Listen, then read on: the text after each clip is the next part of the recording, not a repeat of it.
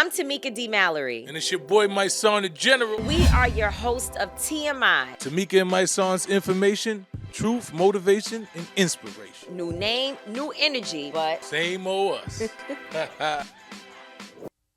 What's up, Mysonne Lennon? Hey, much Tamika D. Mallory. How you feeling? It's a new year. The holidays are actually coming to an end. This is the fastest year that ever happened in life. I've been through some years where I said, woo, the year flew by, but not like this year. December 1st was last week. I'm telling you that at nighttime, something is happening to the hours. When you It's sleep, something. it's just like... No, I'm serious. And for a person like me that wakes up, I go to sleep around 1, I wake up at 4, and then I wake up at 7 something every single day of my life.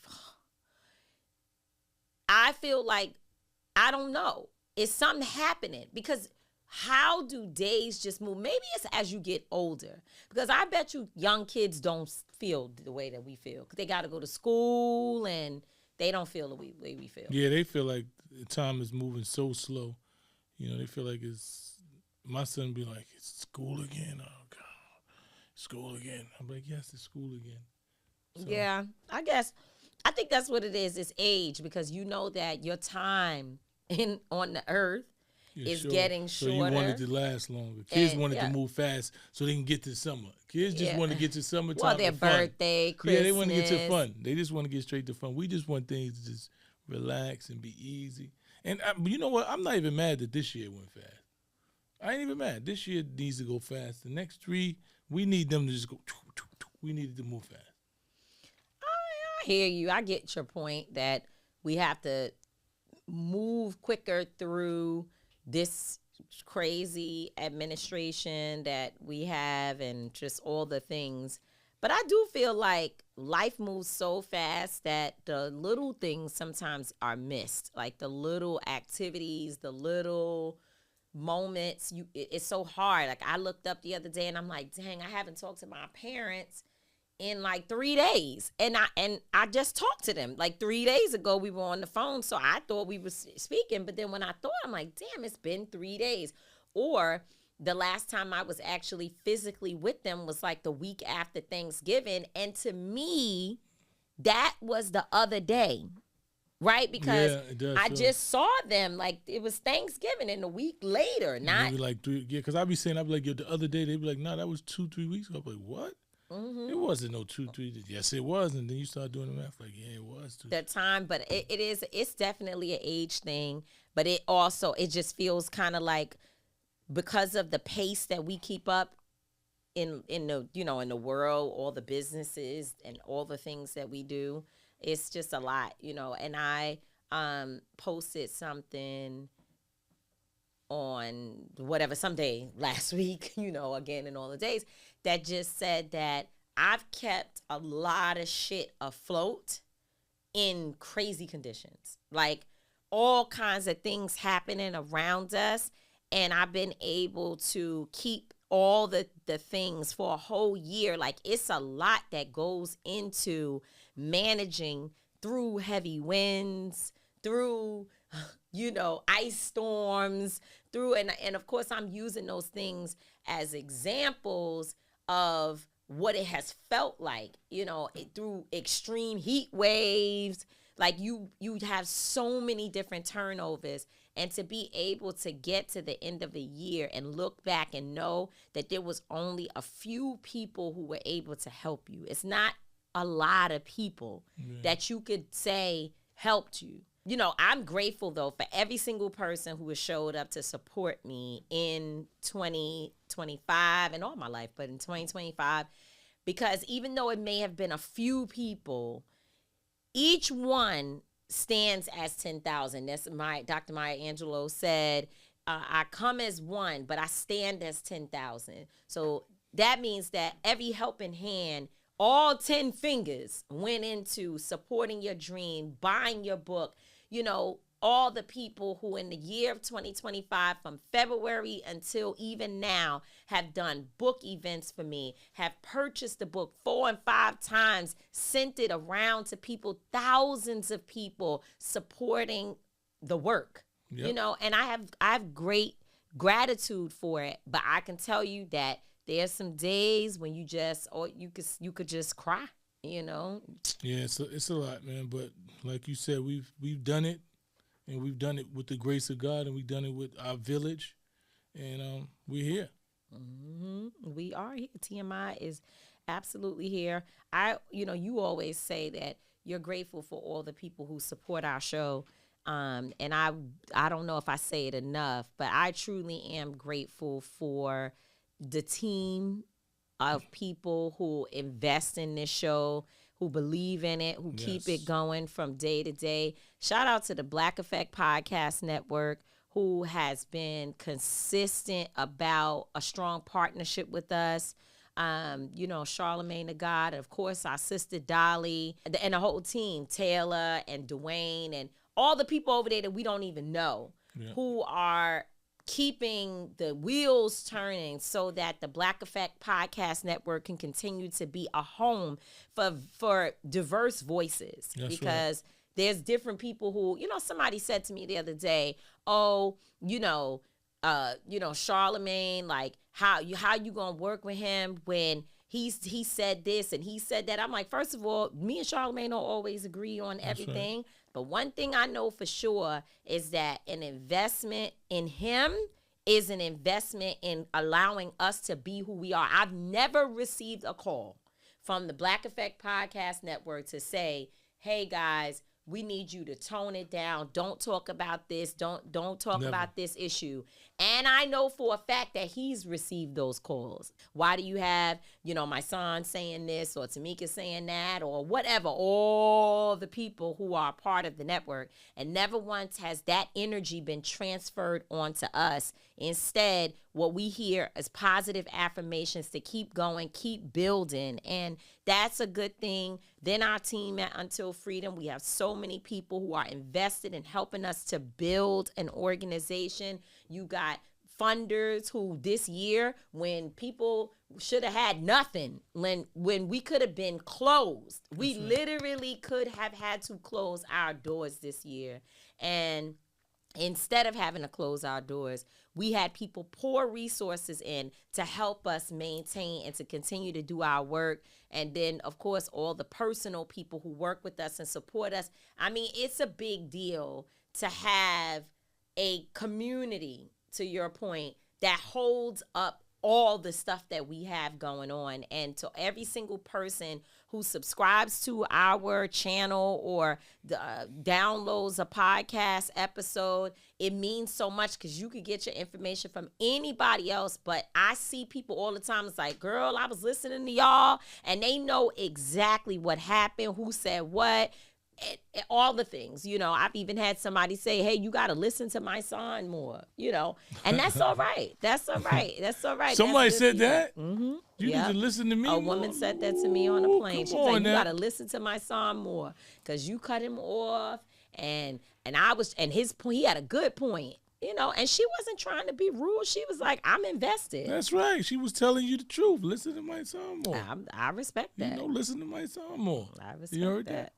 Anyway, as we move on into this episode, we have a rundown of 10 things that we decided that we want to leave in 2025, that we're not taking into 2026. We're not having New Year's resolutions because everybody has resolutions. It's just certain things that we believe need to stay inside of 2025. Inside. That'd be so inside. Funny when you say inside. Stay inside of 2025. Not outside, but inside. Stay in. No, stay inside. Like inside. You need to put you inside. Stay back in 2025. So Tamika, what do you say is one thing? This was a fun experiment.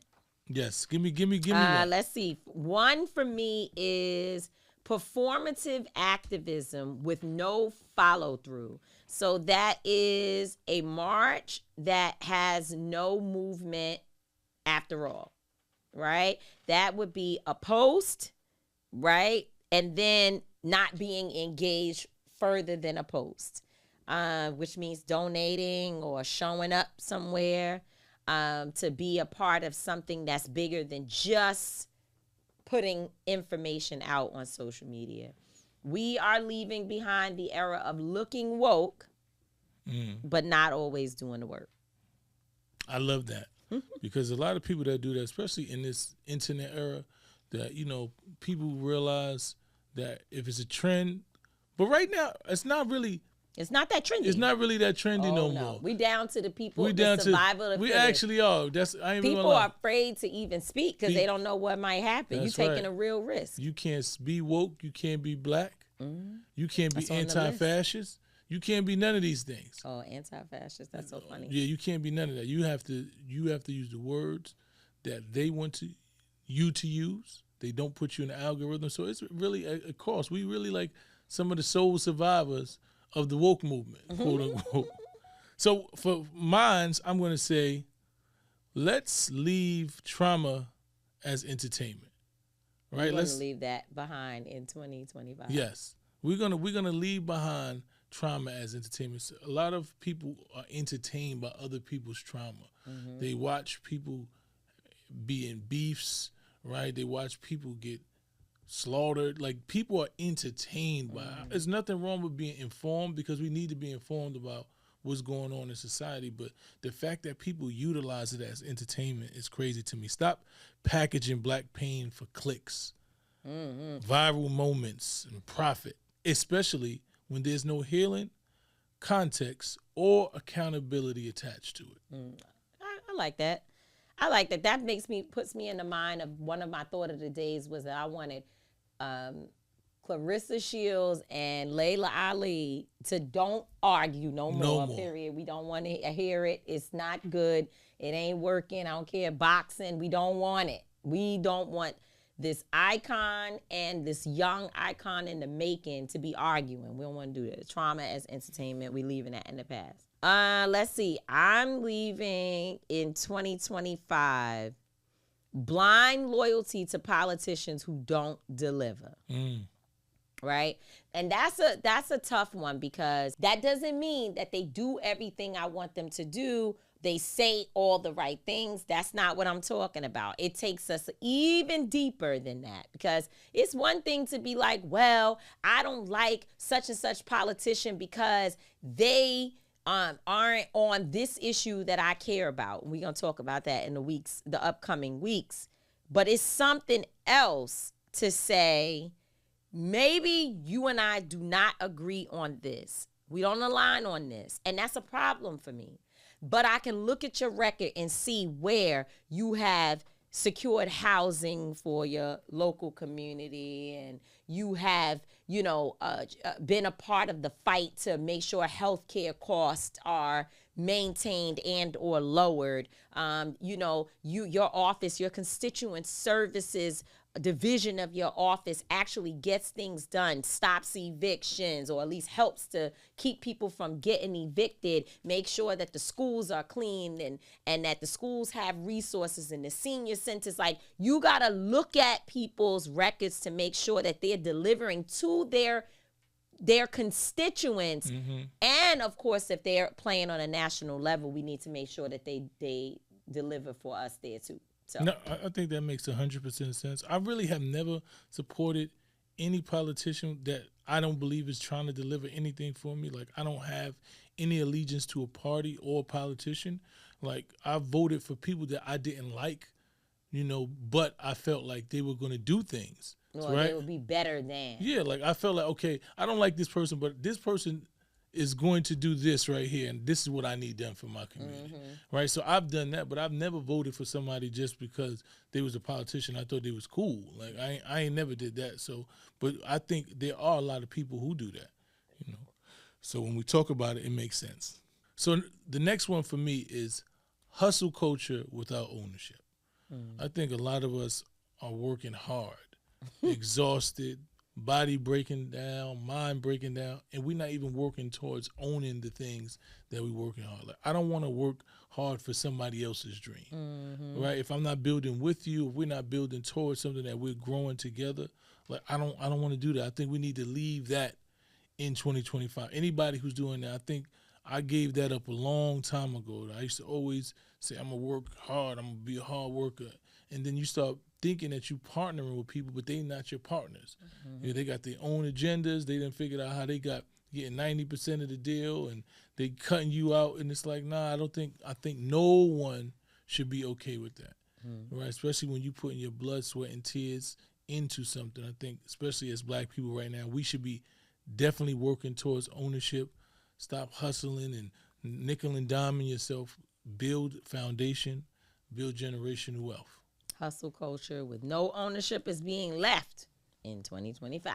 That's right. I think something I'm leaving in 2025 is people who know that something is misinformation, but because it fits their agenda or their way of thinking, they spread it anyway.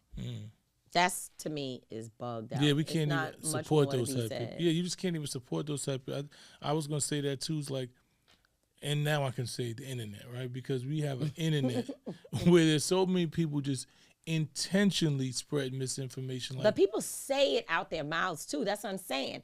It's not just the internet. But you we see have it more. friends But that you be see it saying more on the crazy internet, though. stuff. But you see it more, and they get it from the internet. They don't, like, most of the people that's saying the crazy stuff. They're like, I seen it online, and they said this. I heard people come to me and say, I heard that you stole the money. It was online, so it was right. And I'm like, what? You done known me for 40 years. Like, how the online told you something about me? When you ever see me? So that's what I'm trying to say. Like, it's misinformation. The algorithm is intentionally misinforming our people.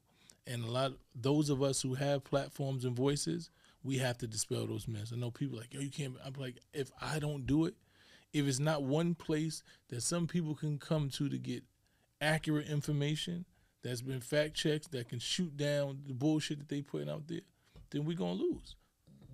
You know? So the one I want to leave behind is a big one, and it's gender wars. Like, I'm really tired of black men and black women going to war over gender politics online. Like, I'm so tired, and just in the world, period. Like, we're not in a space, especially as black people, to be at war with each other. Like, we need each other so much. Like, I don't want to hear no black woman say, I don't need a black man. I don't want to hear a black woman say, he ain't dating no black woman. I don't want to hear none of that. It's just, I don't want to hear that. That is blasphemy. It's always been blasphemy. It's never worked for us. It's only divided us. If we are not building with each other, trying to grow, learn each other, then we are doing our people and our children a disservice. So I am leaving it. I'm not getting into no back and forth over no gender. I'm not doing it. No. And I'm not supporting nobody that's doing it either. One that I want to leave behind in 2025 is treating mental health like a trend instead of a responsibility. Because a lot of people are like all about mental health now, but some of them are folks who are like getting paid to talk about mental health because that was the shift. It's like, you know, let's go to the mental health field. And I don't think that they're qualified, nor do they even really believe what it is that they're talking about. You know what I'm saying? It would be kind of like me. I'm in the space of addiction prevention. Is something that I'm working hard to like learn other things aside from the lived experience. And I want to present myself as authentic in that space. So I'm not gonna like try a different pill. You know what I mean? Like, I'm gonna be taking some other thing that I know I'm not supposed to be popping, like Adderalls when I go hang out. Like, you can't do it. Yeah. It doesn't work. You know what I'm saying? And I see a lot of people who are supposed to be in the mental health space that be arguing on the internet, and you know, and I'm like, I saw somebody who's supposed to be in mental health awareness share the most demeaning post, and I was like, I know we're not gonna be perfect, because sometimes I say things that people are like, well, that's not community and that's not whatever, but you're supposed to be a professional. And I don't believe that everybody that is in the mental health space is there for the right reasons. I think it's trendy.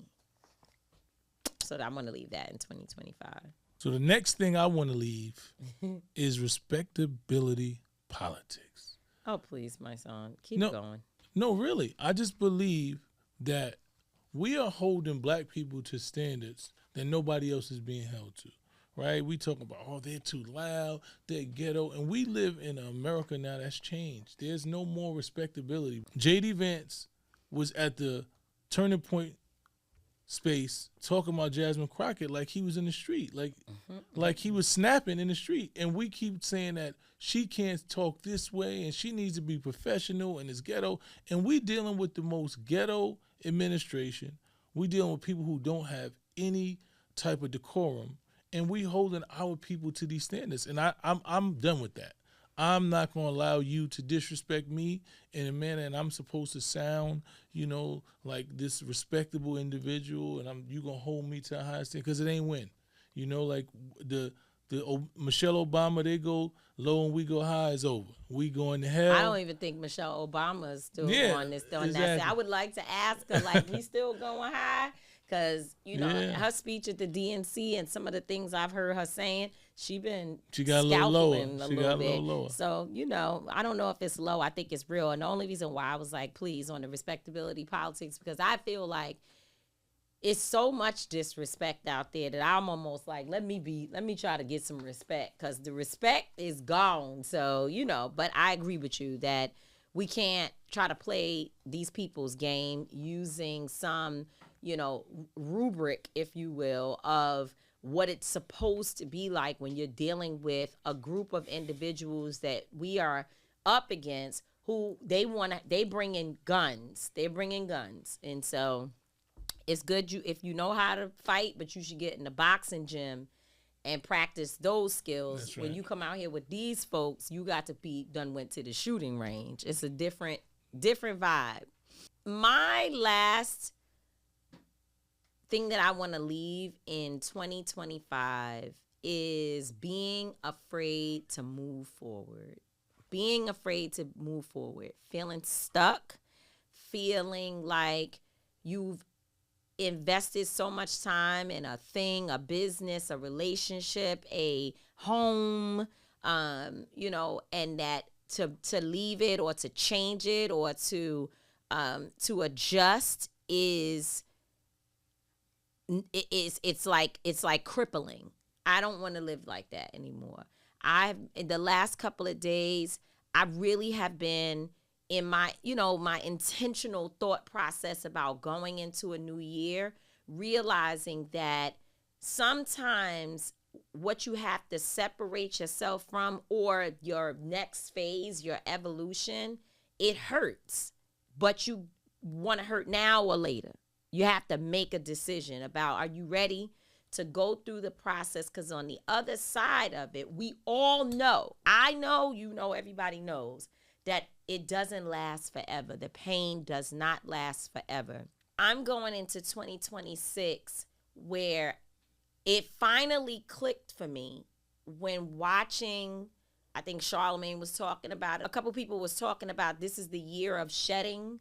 The snake is shedding, or it's the year of the snake or something. But anyway, talking about shedding and new life, new energy. And I was like, wow, it finally occurred to me just now that life is changing. Like, people, we're growing. We're becoming different than we were or at least I know I am, 40, 41, 42. That 45 is a big age. It's a big age. And my expectations of myself, my expectations of everybody around me, and where it is that I want to go is something fresh, something new. I think that's where I'm going to thrive the most, is in an environment that's fresh.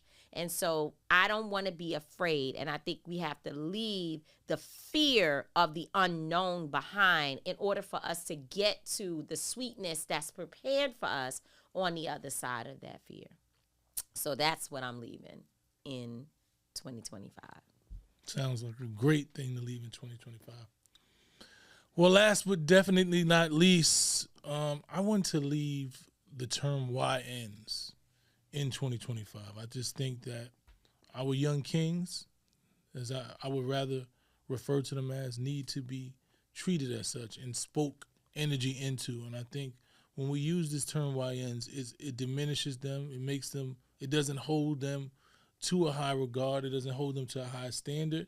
It doesn't make them believe that they have to be better, and it's like we accept negativity from them, and I don't want to do that as someone who's evolving as a man, as I reflect on my own past as a young man and just understand how words really have consequences and they have meaning and they mean things, So I really moving forward in this mentorship, because that's what I really want to do in the next phase of my life is deal with mentorship and deal with helping these young kings that I know from these inner cities grow to their full potential, and I think in order to do that, then we have to be intentional about treating them like kings, speaking to them like kings, and referring to them as kings. Well, there it is, the 10 things that we are leaving behind in 2025. 2025. So now we have a great interview coming up with a young man who has been able to build a successful business that is rooted in community support. And, that's not always the case. The storyline is usually there's not enough support. But in his situation, he's actually had some strong support that has helped him to build a brand that will probably outlast all of us. So let's bring our guest on the last episode of 2025 for the TMI show. Yep. All right, so we are in our the final episode of It Ain't What It Supposed to Be. Now, throughout this series that we've been in, we learned a lot about entrepreneurs. We learned a lot about building businesses. But what we learned the most is about people's reality. Like their business is building while their lives are in motion. And that's a fact. When life and business collide, sometimes things work well, other times things can be a struggle.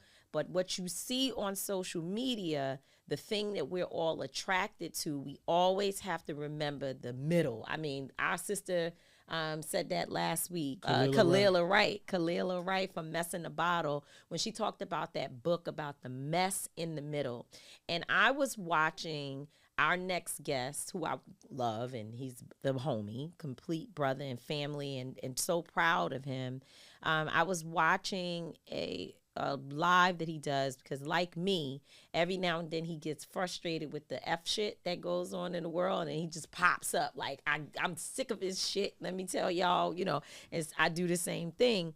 And he was talking about having to reacquire his company and other things that Black businesses go through, struggles that Black businesses face. And I said, he has to be our final guest of It Ain't What It Supposed to Be. Because if you look at the events that happen at his space, it looks like their business has been popping and every Black person supports it and everybody's there.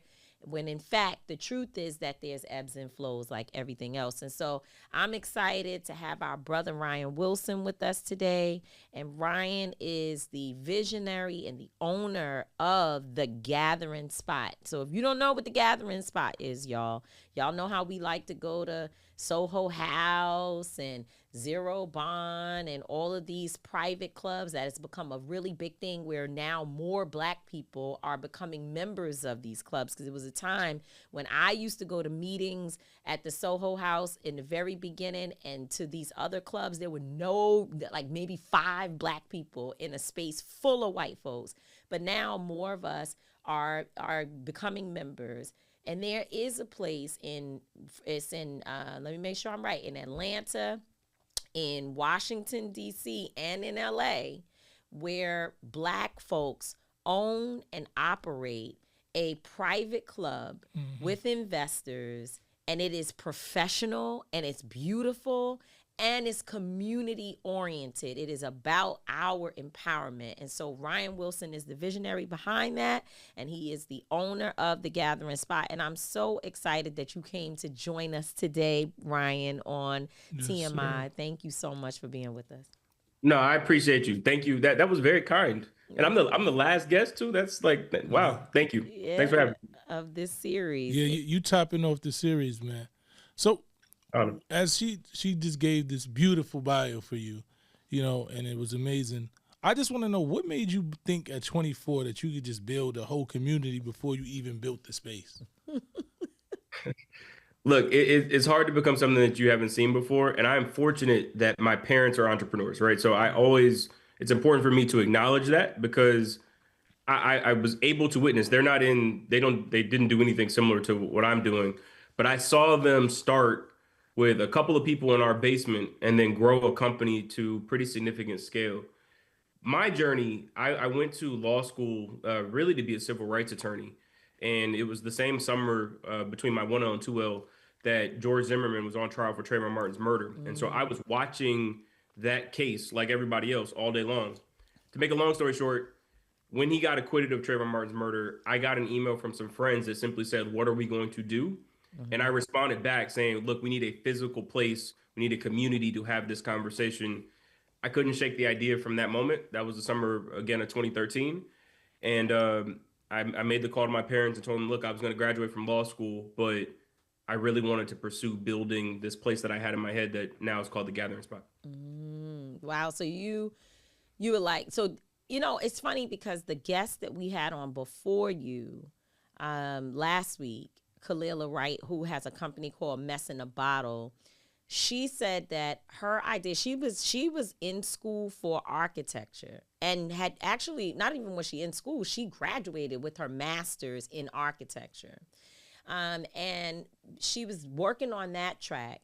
But then Freddie Gray was killed in her community in Baltimore. And she talked about that CVS that everybody, watched burn down. That was actually that's her local CVS.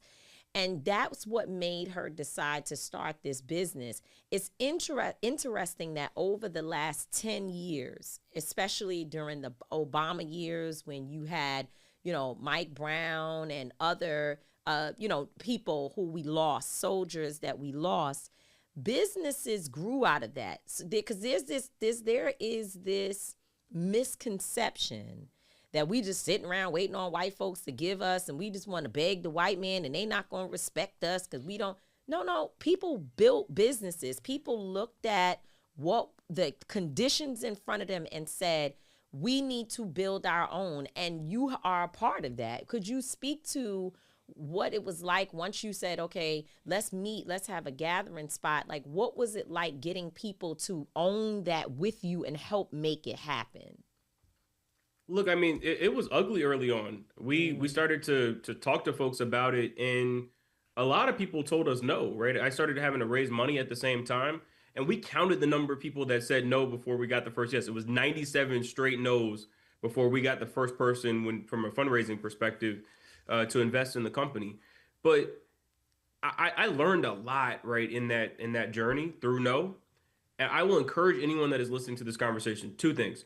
First, build through no, right? Just because someone said no to you, that does not mean that that is not the thing that you're supposed to be doing.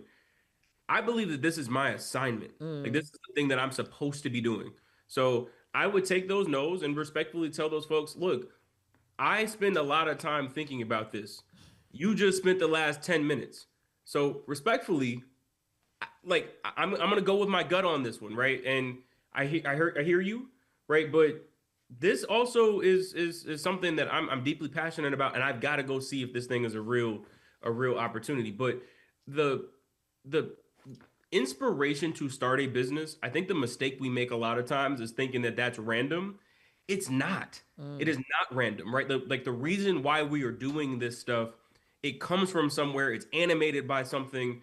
And again, it is your job really to just be a good steward of what is your assignment rather than treating it and allowing people to talk about it like it's some random thing.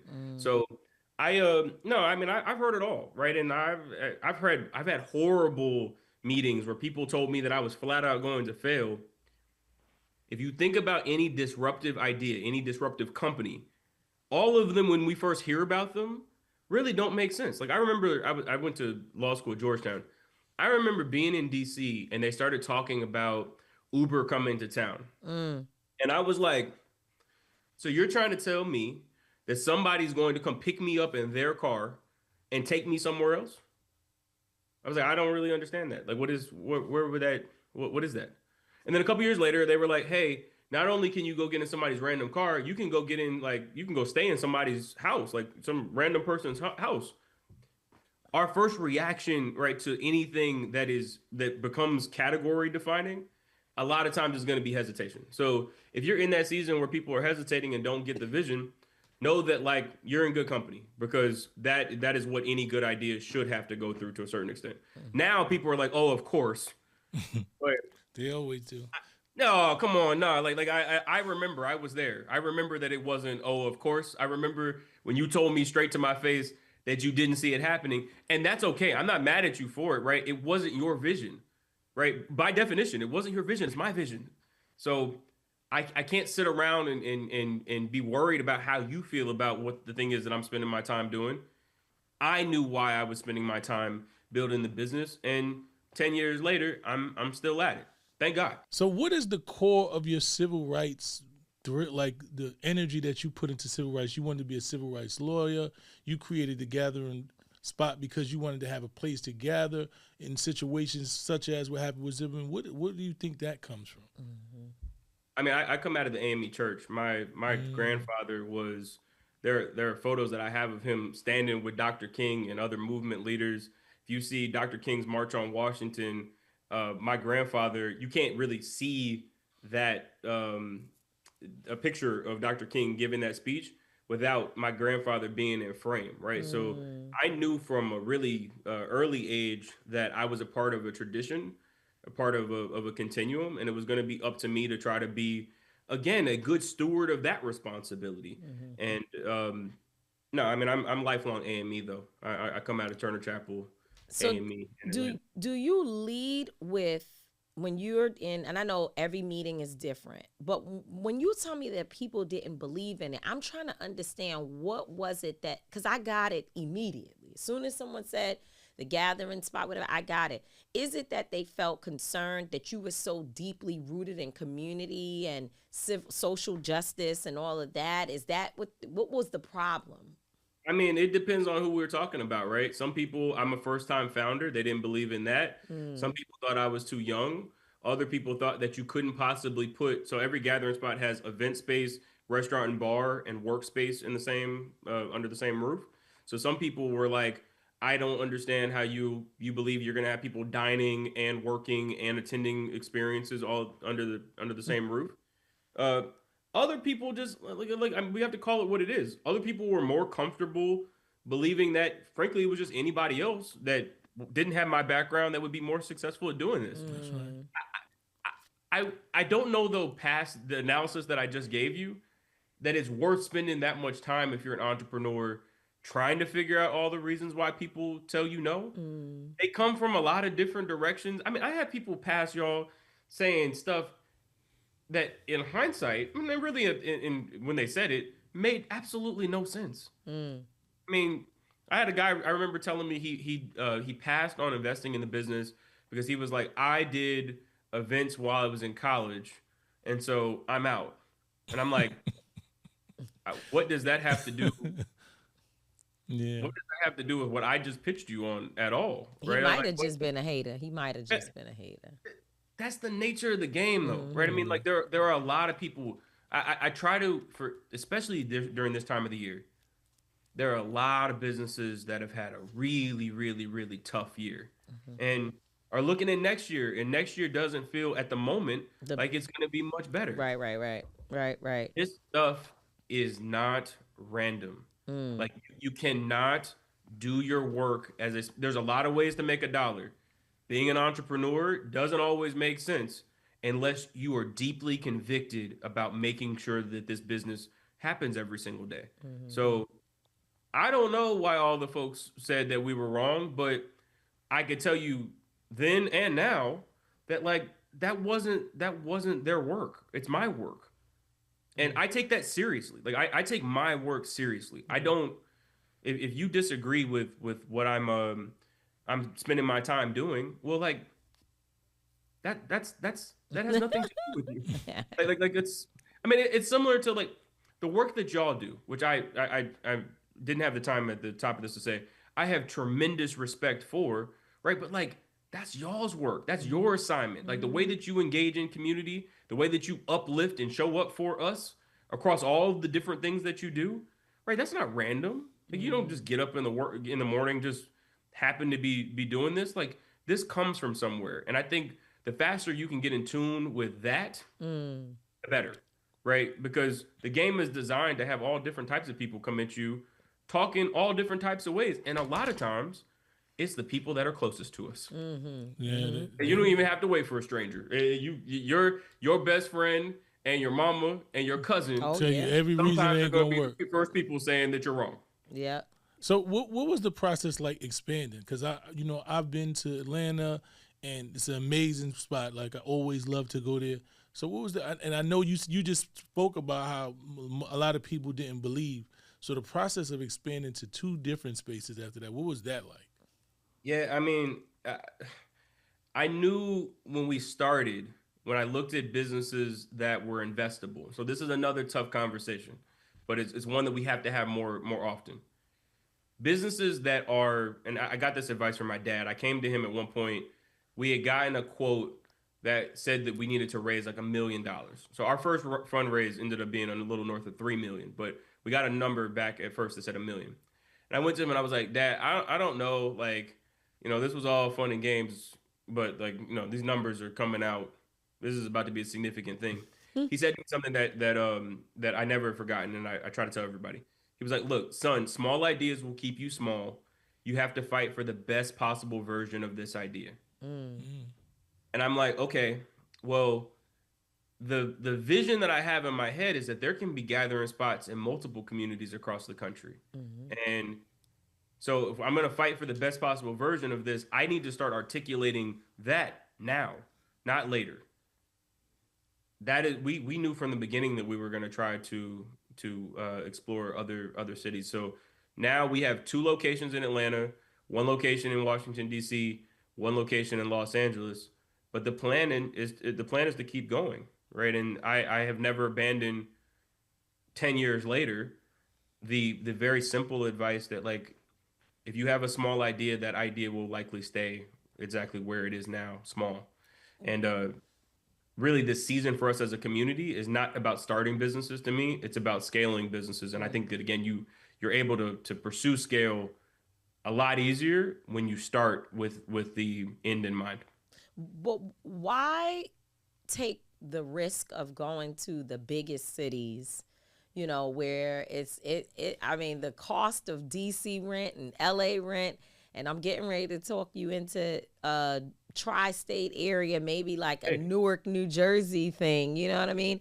Like, why go there instead of trying something in, Augusta or somewhere else or maybe not Augusta, maybe Savannah, a place where people, they have means, but it's not going to cost you as much to build.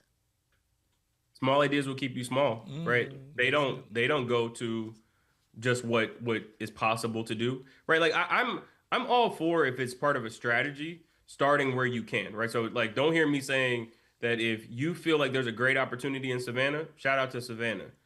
But if the thing that is in your heart and in your mind is to build something in major cities, look, I don't believe that all of the expansion and the big brands and the opportunity to exist in big markets, that those opportunities are reserved for some other group of people. They're reserved for me too.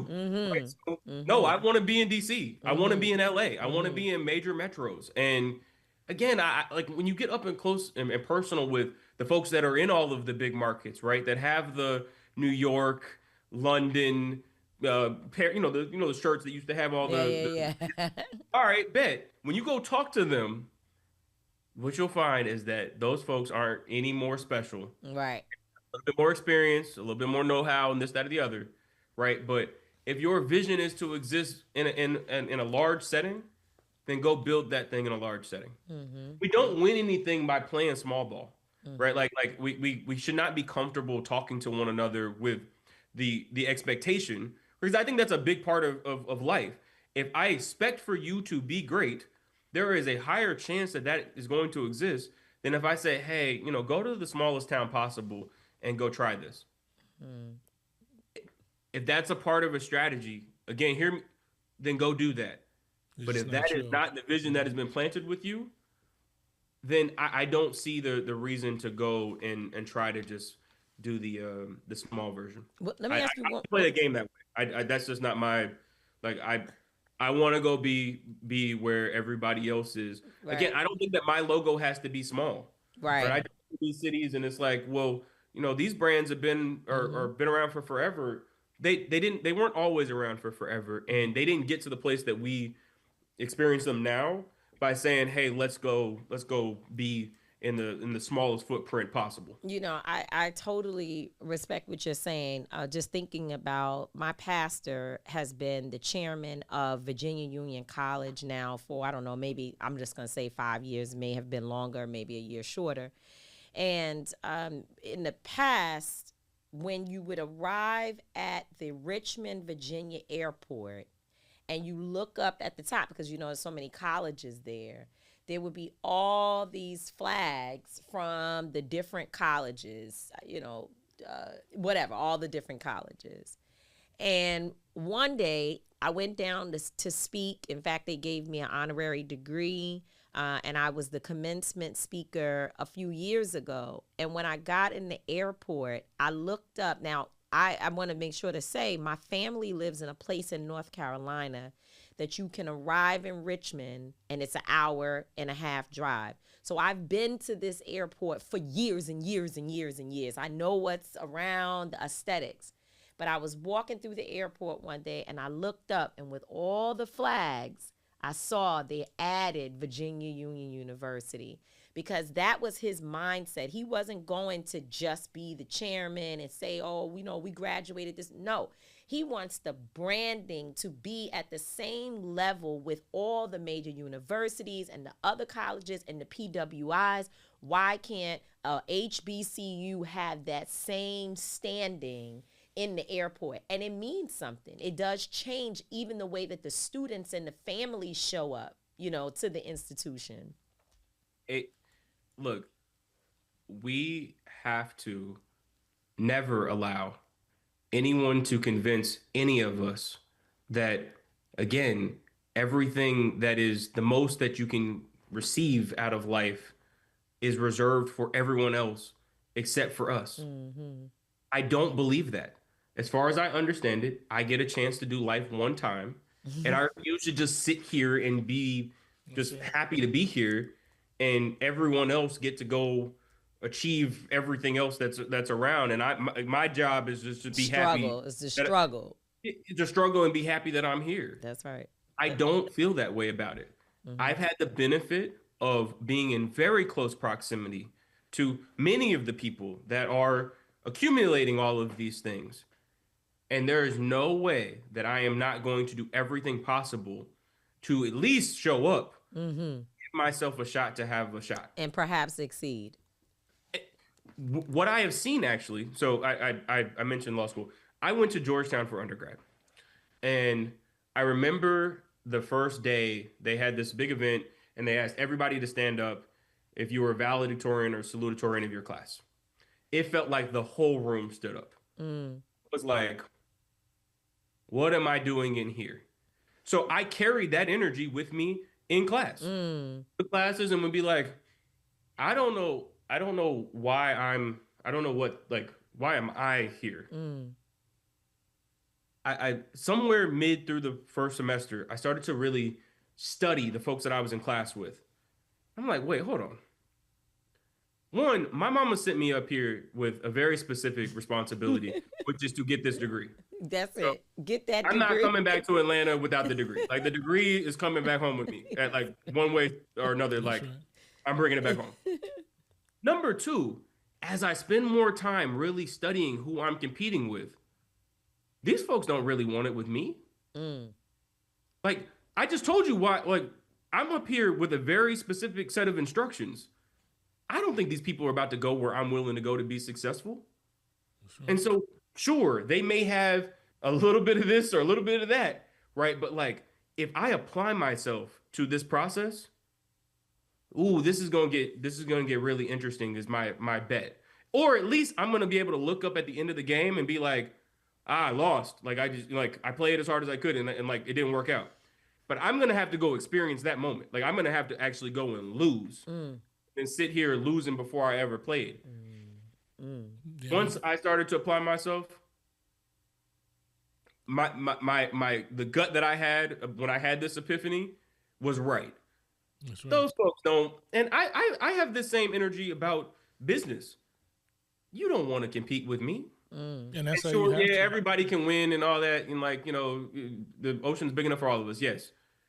But do not go heads up with me, because I'm here with very specific instructions.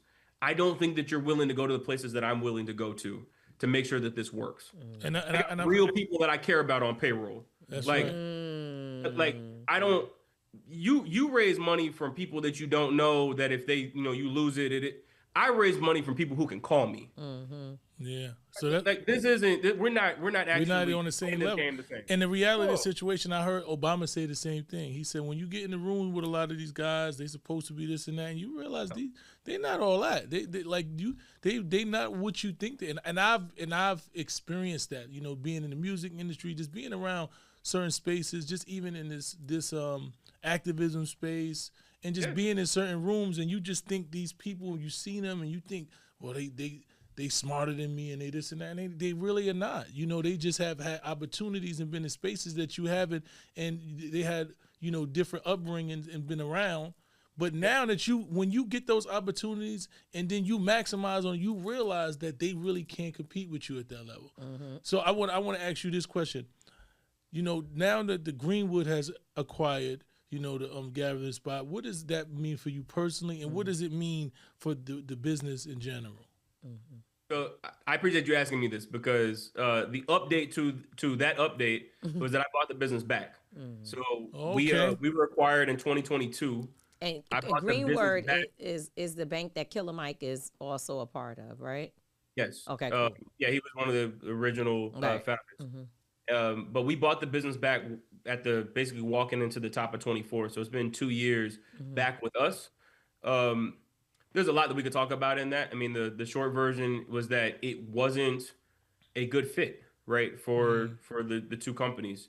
And when we saw that it wasn't a good fit, going back to what I've been saying this whole time, right, this is not random work for me, right? I'm going to do everything that I possibly can to make the gathering spot successful.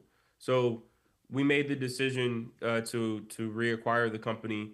And I'm as excited. I mean, we opened another location this year. I'm as excited about the work that we're doing and the way that we're doing it as I've ever been. But I mean, for anybody who is thinking about scaling their business to the point where it's interesting for someone to acquire it, look, I am always going to be in the person in the conversation that will say, if that makes sense for you, I'm all for. Let's have legacy businesses and keep them in the family and keep it in the community. That's the first place that people go. Well, we need to keep this stuff. We do, right? But there's also a problem that exists that we don't talk about enough. There has to be a wealth transfer in this country, right? I heard a long time ago, there's only two ways to make money in America. You either have to invest in something or you have to start something. Okay, for those of us that start something, the Super Bowl of growing a business is some sort of liquidity event, which a lot of times could look like an acquisition. The issue, though, is that when companies in our community, by definition, become the largest company in a category, where do you go, right? And where a lot of times, what didn't happen with us is that we were acquired by a Black-owned business. That statistically never happens, right? And why I'm bringing this up is that, again, to facilitate this wealth transfer that I'm talking about, there are going to be companies, we've seen some here over the last couple of years, I think we will continue to see more, that likely are going to have to be acquired and statistically are not going to be acquired by other Black-owned businesses because they're the largest companies in their category. That's Mael Organics. Where do you go? Yeah. But like there is no Black-owned P&G or Unilever to buy you, right? And so, again, folks will say, well, just keep the business, right? But what we need to again acknowledge more times than not is that when a business announces a fundraising announcement, like when they announce that they have taken on investors, those folks are trying to position that business for an acquisition. Mm-hmm. That wasn't charity. They've already told you what's going to happen if things go well over the next couple of years. Mm-hmm. Mm-hmm. I'm not saying that it's comfortable, but when you're BET, by definition, you're the biggest company in a category. Who can acquire you? Yeah. But a Viacom, Mm-hmm. right? And we can fight about like the world as it should be or the world as it is. Mm-hmm. The world as it is, in order to facilitate some money getting into our community, which we desperately need some more resources, is going to require us to position our businesses for more acquisitions than what are happening right now. Right now, the vast majority of our companies don't employ anybody. But let me just say, because I think there is a narrative out there, and to some degree, maybe it's a misunderstanding that we are not owed the monies and the investment from these businesses. They did not build these businesses on their own. P&G and Viacom and all of these companies that have been named, a huge part of their business model and their wealth is the now they say $1.7 trillion that Black folks are putting in the economy every day. So when we come up and say, now we want you to take some of that $1 trillion that you have benefited from on our community and buy our businesses, help us scale up, help us hire more people who look like us. We're not asking for a handout. We are asking for there to be a recirculation in our community of what we have put out into the world. Absolutely. I think the bigger question that we should be asking is that once your company is acquired, then what are you going to go do? This is right. Are you going to go invest in more Black founders? Are you going to go make sure that whatever way that you're able to help the next you, that you're doing that work? But I don't obsess over the acquisition of the company. I obsess over what happens next. And I look at examples where if you look at like a Rich Dennis, right? Sells Shea Moisture, goes and buys Essence, starts the New Voices Fund, right? Like immediately turns around and an institution in our community, in essence, that we did not own, now is back under Black ownership. The only way that deal was able to happen is because he sold the first company. And look, I don't know what happened to the formula, and I'm not even, I don't know. But are we more committed to the formula or to the idea that we have the wealth necessary in order to be able to go and do other things that are important? We're committed to both, Ryan. We have to be committed to both. And I'm going to tell you why. Because when the formula changes, especially for Black women owned or Black women brands, especially Black women brands, cancer and, all kinds of distressing things happen. So we have to be concerned about both. But I understand that your point is we have to we're chartering through a direction or a path that has to be tweaked and worked out. The main thing is, can we get the wealth necessary to transfer into our own communities, to build up, to hire more, to scale up, to expand, to build another brand? That's the main thing. I get that. However, we can't also allow ourselves to be exploited. And those are the conversations. That's where we have to evolve. 100%. I agree with you. Right. But my advice is vote with your feet. If they change the formula and it is not a product that serves us, then like any other thing, which we don't have a problem doing, leave. We should leave in mass, right? Like, don't use it. And we certainly should not allow anyone to abuse us in whatever it is that they're selling us. So again, I'm not saying that it doesn't matter at all, but part of the game of entrepreneurship, right, wrong, pretty or ugly, however you want to describe it, is that it takes a lot of times a lot of money in order to get these businesses to scale. And we are already putting those businesses on a trajectory where if they become the biggest in their category, there's nowhere for them to go in order to facilitate the type of transfer that I'm talking about. And so acquisition is a hard discussion, but it's a necessary one, knowing that, again, the backdrop of where we actually exist right now is that it's in the mid 90s in terms of the number of businesses in our community that don't employ anybody. So we're talking about 3, 4, maybe 5%, depending on what research you're looking at, in terms of the number of businesses that employ a single person. If you're Black owned, that number has to change. That's ridiculous. Good news. Oh no, that number is out.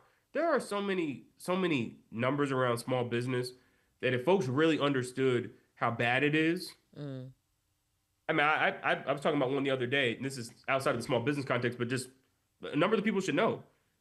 45% of Black folks in Atlanta have delinquent debt. Not debt, delinquent debt. So imagine a community where 45% of everyone that's there is trying to catch up to obligations that they have. We're in a moment of crisis, and small business and investing in our own businesses and buying from our own business, because that's the other number that we can work on immediately, is the way to start to improve some of these numbers. I would argue pretty quickly. As I listen to that, what is the best remedy that we have for scaling and still staying culturally relevant to our people? It's like, because I got a friend. We have a friend who's scaling and has different businesses, and if you go to his business in New York, it doesn't look like the business in Miami, right? Because he wants to be relevant to the culture there too. So how do we keep our own culture as we scale in different cities that have different demographics? The thing that's interesting about the way that we show up as consumers is that, look, any business, at least a good one, knows who's buying from them, right? Like they even inside of larger umbrellas, right? Like if I asked you, for example, do Black folks drink more Coca-Cola or Sprite? We all know the answer to that question, right? And some of that is preference, right? But a lot of it is us telling the company through the dollars that we spend what we prefer. I say that to you to say that the best thing that we can do to make sure that we show up is to do what we already do, which is to participate in the process. That's a good question though. So I haven't been to the DC or the LA location. I'm like married to Atlanta. That's my spot. Do they all look the same, or have you created energy that is DC friendly? Obviously DC is a different type of place. And so same thing with LA. And I think it's okay to say that the friend that we're talking about is Don Poole, who owns Brooklyn Chop House. Downtown Brooklyn Chop House looks like a place where the city officials can go. Like it's a fancy restaurant that is near City Hall, and it looks like the place that politicians and other business people from the financial district and all of them would go. Then you go into Times Square, and it's much more, it's different. It's different. Yeah. It's Times Square. It's the financial district. I haven't been to Dubai, but I'm sure that has a vibe. But then when going into the Miami location, it took on sort of like if I was looking at a Greek restaurant, so every one of them has different energy. So is it like that for you? Yeah. So look, my philosophy is that you don't come to any community, you join the community should be the effort, right? And I think that's what you just described. If you're joining a community, even if it's a sub-community of a larger community, right, you've got to make sure that what you're building feels like where you're going. So no, DC doesn't feel like Atlanta, and LA doesn't feel like either one of the other ones either. Like those clubs, and what we work on is joining, like not even just LA. Our club is on West Adams in LA, right? It needs to feel like a business that's on Adams. And that's from how you design it. That's in who's there. That's in the music that's playing. That's in the food that's that. Like, you've got to be committed. Again, this isn't Walmart, right? We're not just plopping down a logo and a floor plan and saying, here it is. To do small business and community business well, you got to take a step back and say, hey, how do I join this community? What gaps exist here? How do I engage what already is special about wherever this is, and then contribute to it rather than bringing something or coming to some place. I don't look at it that way. That expansion for me is about relationship more than it is about anything else. Wow. I have one last question about your business model. It requires memberships, right? And would you say that's the easiest part, the hardest part? Have you been disappointed or surprised by the way that our community has shown up to support? And I know the answer because you've talked about this a few times, but I want to hear from you, your perspective on, like, we say we want things built in our communities. Are we showing up the way that we should be? And like, I had an event there, and, this is more than one event that I've been involved in or have told the people it needs to be at the gathering spot. Anytime somebody says to me, where do we go? Gathering spot, gathering spot, gathering spot. I've sent business there. And I'm not looking for you to cut me in or the person to pay me. Like, I find that a lot of that happens in our community when it comes to, well, not just our community, but in communities, when it comes to making business connections. You want to meddle in it until the last minute to see what you can also get out of it, instead of understanding that it's a mission. It should be a mission for all of us to build what we have and make it the best that it can be. And so I just want to hear what your experience has been with this membership model, with the events and people looking at the gathering spot as the place for Black meetup. We've been extremely blessed. Thank you. I appreciate you. Like, you and a lot of folks, right, didn't have to, but have gone out of their way to refer other people to be a part of TGS. And so our membership exists as one of the largest in the country. This is the thing, though. We are in a moment in time where, unfortunately, this family business, and it's hard to talk about, right? But there aren't as many Black-owned organizations, right, who are funded by their community, right? And so part of the reason why I can talk about politics and invite who I want to invite is that the business is funded by the people that call the club home. That's yes, membership is important because it helps make the business operate, but larger than that to me is that it gives us the flexibility to be able to go and do and advocate in ways that are important to us without being worried about anybody else. I'll give you an example. I was talking to a major bank a couple of years ago, and I didn't like their program. And more importantly, I didn't like the fact that the way that they advertised to Black folks, I did not think, and still do not think, actually would show up in their numbers, right? The way that they were trying to make the marketing feel like. They didn't like the conversation that I had with them. Right. And so in a lot of contexts, right, that would mean that a sponsor is gone, right, like stakeholder is gone. And now I might have to go and make the size of my staff smaller. But because we're a membership organization and Black folks keep this thing rolling, I wasn't worried about that conversation. And so what did they do? They pulled every single event that they were going to host with us for the entire course of the year. That business actually has never recovered. But you know what that means to me? Absolutely nothing. Right? Because on principle, if they could not take me advocating for the folks that I serve every single day and the way that I was talking about it, which I found was principled in my mind, that's okay. I'm funded by the group of people that make TGS what it is. So part of us participating with us, right, gives flexibility to businesses to then go and be 100% unconcerned about how anybody feels about whatever it is that business is doing or saying. I would strongly encourage people to take on that mentality when you have an option, right, And if there's a group that I'm disappointed in, it's the group of people that could and don't, right? Because they believe that the ice is colder at some other business that we're competing against. Yeah. That's the group that's unacceptable to me. Everybody else, thank you for any way that you've been Right. supporting.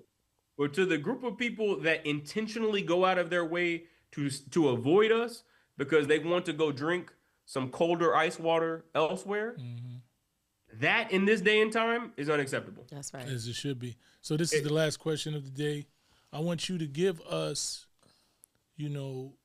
advice. Give advice to a young black kid who's watching you. He wants to be an entrepreneur.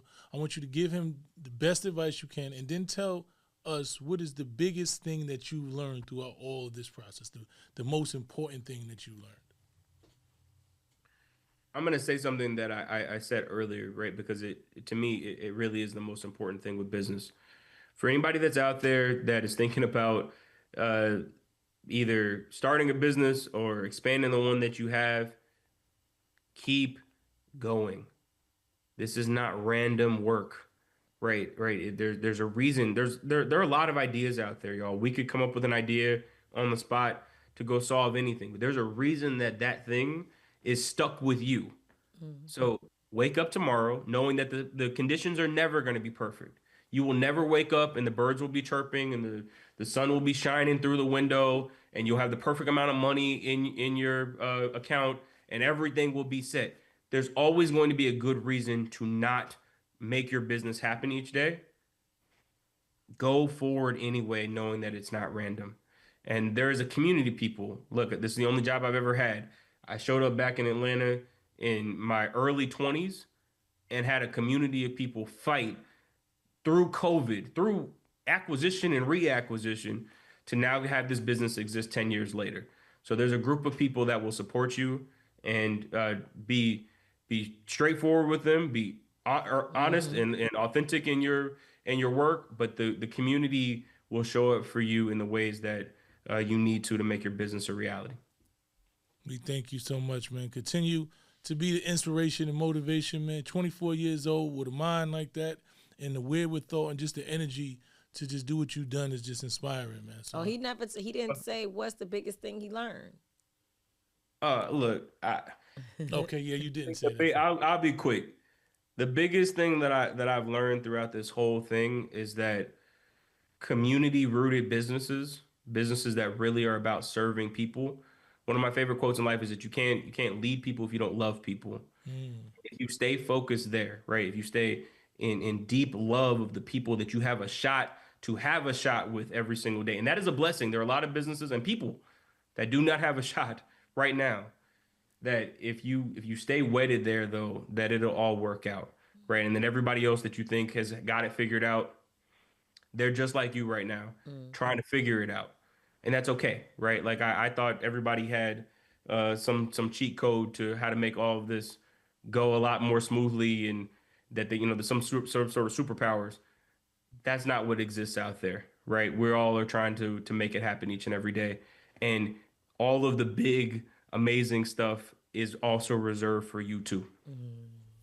It's also reserved for you too. We're not playing small. That's a word. Thank you. Ryan Wilson of the Gathering Spot has joined us today with the gems on how to push forward in business and to depend on your community, that it can work. It is possible.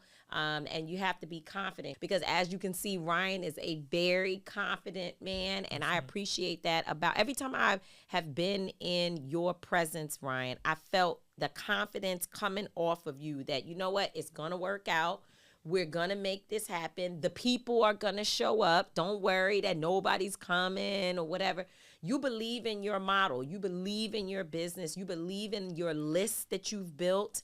And you believe in us, and we believe in you. And so all of that together has to make for a perfect, it's a recipe for success. So thank you for continuing to do what you do. And thank you for just being a strong family man, a black man, making it happen in the world and not being afraid to be in business and care about the business of black people on every single level, because you be talking straight to them. I appreciate the work that y'all do, and I receive that. Look, I'm not special, right? We every single day are trying to figure it out like everybody else. I just feel like I'm here, right? And because I'm here, that means that I've gotta go and try to make the best of what I've been blessed to be able to go and do. And I don't think that's a me thing. I think that's a we thing. So my confidence is more rooted in us than it is in this. Like I'm not. I'm trying to figure it out like everybody else, but the people that I see that are out there that I should be, I guess, intimidated by, I encourage everybody to just go spend some time with those folks. You'll find that you're as capable as what they are. Absolutely. Amen. Thank you. Thank you. Ryan. All Thank love. you. Y'all see y'all later. All Appreciate right. it. Thank you. Shout out to our brother Ryan Wilson, the co-founder and CEO of the Gathering Spot. Excellent, inspiring interview. A lot of information. He knows what he's talking about. He's been doing it. And you don't have to agree on every point, right? But I don't know, like, because people will listen to one thing that I said or Ryan said or you said, and then that becomes like the big thing. Meanwhile, there's like 75% theory that if 75% of what you're saying is right, then you're likely going to be successful. If only 25% of what you're doing is working, that's a failure. 100%. Yeah, that's my, I'm still on that from last week. Yes. And I agree. I truly agree with you, man. We got to do the 80-20. It's the 80-20. It's not really 75. It's the 80-20. I'm going with the 80, man. You know? So I don't. Ryan is really smart. I think obviously his experiences in the world opened his mind.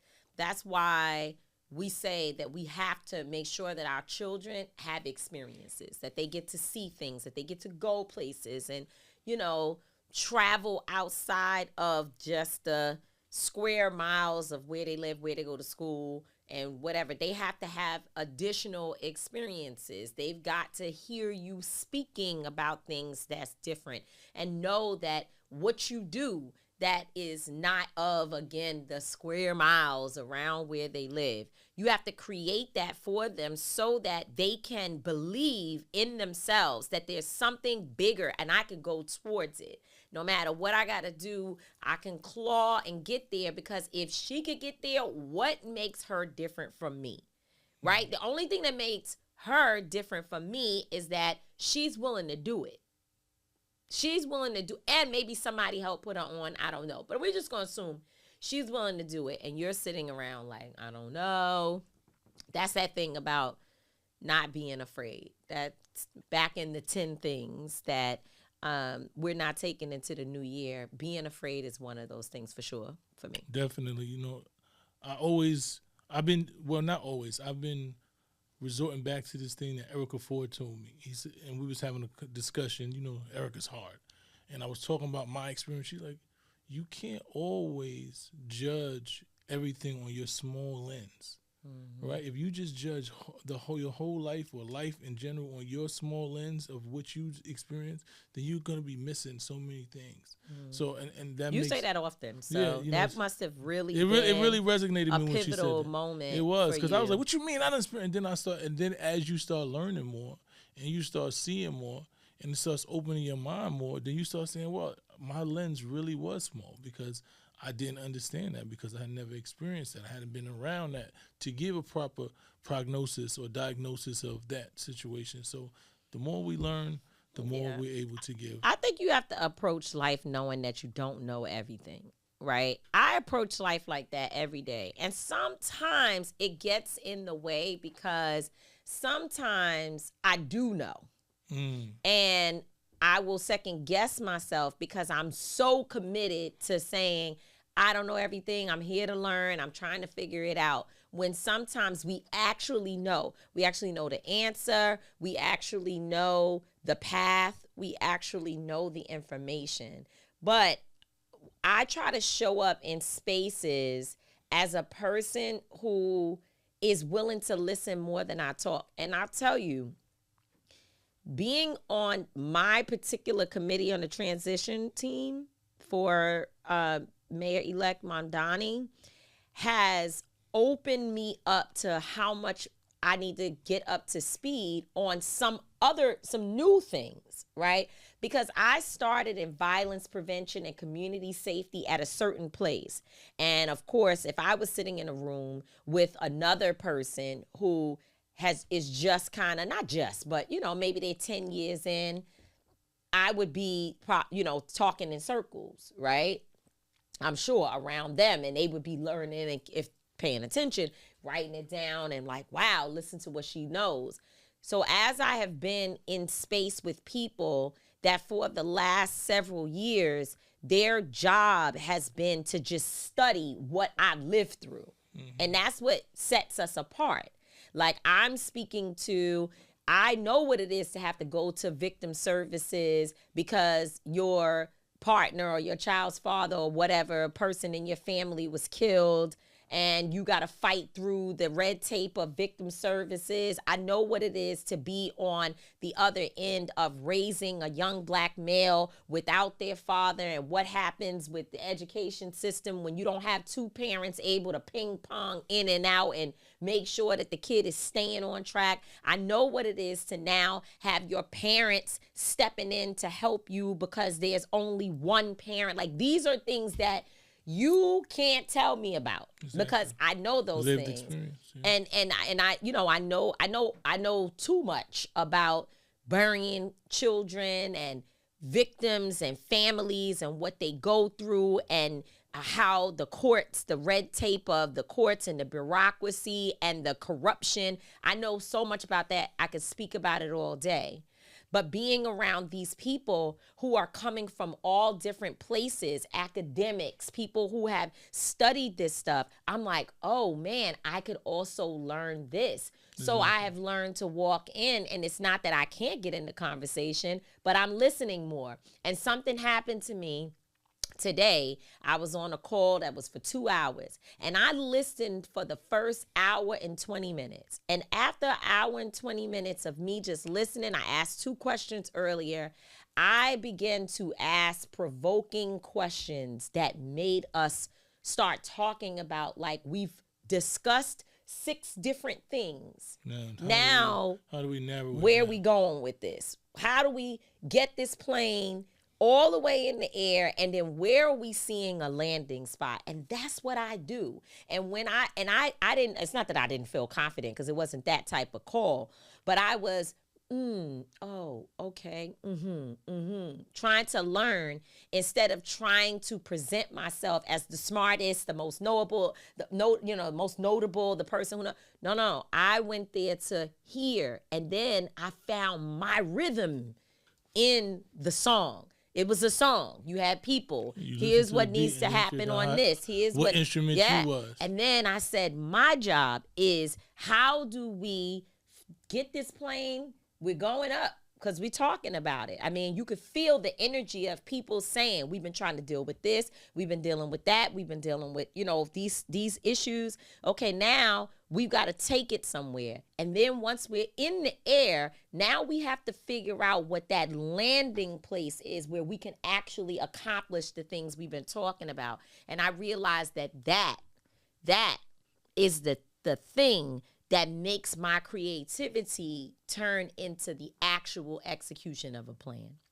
So so listening and not knowing everything and being willing to learn, and then knowing when to bring your skills to the table. I think that is what that is what I feel most accomplished about in my life as we end the year. And starting in 2026, I don't want to go talking more. I want to learn more so I can figure out what the evolution is of even my own story. And that is a word right there. She says you got to drive the plane and land the plane. You got to take in the information. And with that said, we want to say thank you for going through a whole year with us in 2025. We made it somehow. It was definitely Don't say, oh, you mean the year we made it. Oh, no, it's been a tough year. I've been saying it's like this year was as if somebody had their nails on a chalkboard and they just kept on screeching all day, every day. Like it never, ever ended. And we didn't have no earplugs or nothing. And your skin was crawling, your teeth was itching. It was the worst feeling. But somehow we survived it. And if you're here, you know, and you're on your way into 2026, we applaud you. We love you. We say thank you for the support. Continue to support us. We're going to continue to bring the rawness, the realness, everything we got. We're going to put it on the line for y'all. I'm not going to always be right. Tamika D. Mallory's not going to always be wrong. But in 2026, we're going to both always be authentic. Peace.